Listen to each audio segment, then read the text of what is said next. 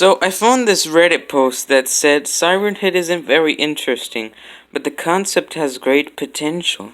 I mean, that's nice. I mean, I am making a web series that doesn't technically star Siren Head, but he does make a few cameos from time to time. Anyways, this other reply says, Siren Head has no value in and of itself. Exactly like Slenderman, The Rake, Jeff the Killer, SCP-173, etc. Taking Slenderman as an example, I did not say that correctly. Marble Hornets isn't about Slenderman, it's about Tim's illness and how it affected the people around him. Slenderman was a symptom of this.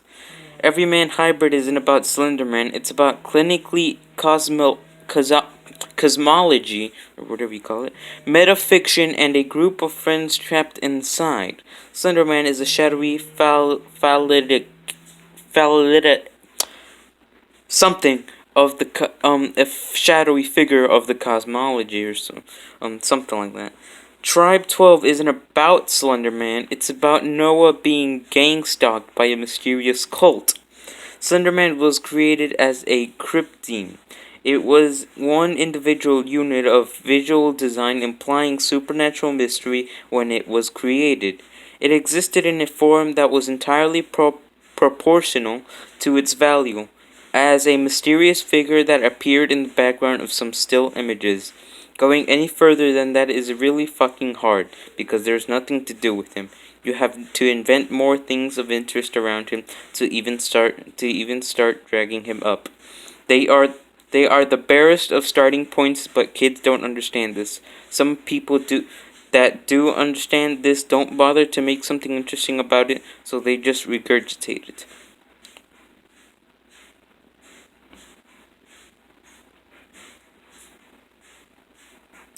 Well, he is kind of right.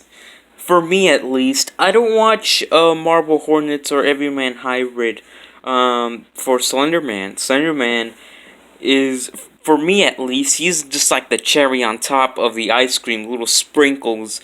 He's almost like a fan favorite. Everybody loves when he does show up on screen. But for the most part, we are following these characters' lives and their struggles and what they're going through. And the web series that I'm working on, it's on my second channel called 511. I'll probably link it down in the description. I'm trying to do that as well. Sure, the acting might be cringy, but I'm trying to make characters that you can kind of relate to. Siren Head, or at least his small cameos, are just the cherry on top. He's supposed to be this kind of creature that like almost like the T-Rex from Jurassic Park. You cheer every time it shows up on screen. Well, I mean, sort of. I mean, you're not going to cheer when Siren Head shows up on screen, but it will be a delight to see this creature showing up on screen. But anyways, yeah, that's basically what I'm trying to do. By the time I get to the end of the series, Siren Head will practically Siren Head's cameos will become less and less, because I'm trying. At first, it was supposed to be this all Siren Head series, but then I was thinking that there's not a lot to do. It's similar to what this Reddit post was saying. I have to think this through, so I'm putting my own stuff, my own ideas, and starting to put Siren Head more and more into the background. Let's read more of what this says. This is another guy that replied to the person that I just read. I can't say that I have a creative bone in my body, but I feel like internet cryptids like Slenderman, The Rake, SCP-173, etc., have inherent value because of how blank slate they are. Slenderman should scare people in the same way that every enigmatic suited man does. Dog Scratch, G-Man, etc., etc. The rake is a predatory creature. It doesn't need any advanced bells and whistles because the rake is a monster that can be dispatched some way, somehow. SCP-173 is a death sentence with legs. You look away, you die. There is easily exploitable weakness, but if you slip up and don't take care, you are a casualty. They aren't exactly designed to be front runners of anything. They're pieces of a greater creative puzzle. Ah, shit. Their potential shouldn't be downplayed just because they're commonly mishandled. I think that guy is also right. They're really, you're not supposed, like, if you're making, like, a web series with these characters, they won't really stick out because because these creatures that he's mentioned, they're like not in the public, but they're in the public view. Everybody knows them. Everybody and their like 90-year-old grandmother knows about these creatures. So you can't really do much about them because people read up online about these things and oh, it's not that scary. Like I already know. Like maybe there's weaknesses there. Like when by the time I was growing up, like I'm not trying to sound so young because I'm not actually that young. Well, I mean, sort of, but like, you get what I'm saying. I'm not trying to sound like a 6-year-old, but by the time the Slender Man, by the time I knew what Slender Man was, he wasn't too scary. Maybe because I didn't grow up next to woodland.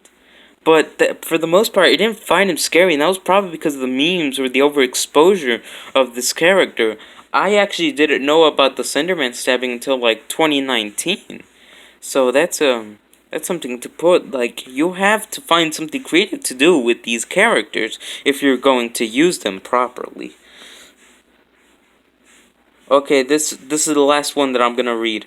I really like the concept of Siren Head, and it is way cooler than Slenderman, but the games and things it has been featured in are mostly lazy and feel like they're just Slenderman with a new DLC, and it can imitate voices and sounds, and it is not used enough.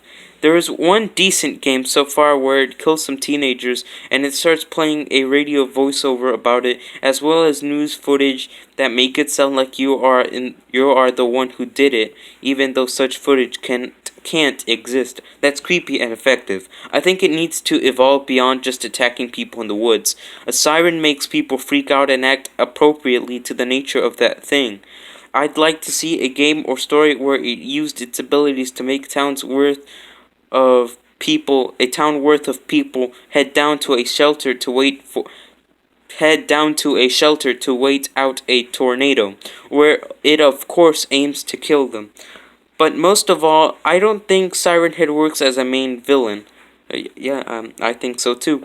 It would be a fantastic enemy type in any Silent Hill style game where it pretends to be important characters. Where it pretends to be important characters and lure you around. But even though you know you know it might be a Siren Head, you have to make the choice of abandoning loved ones or trying to help them. That would be a great in a horror game. Where'd you get the leaks?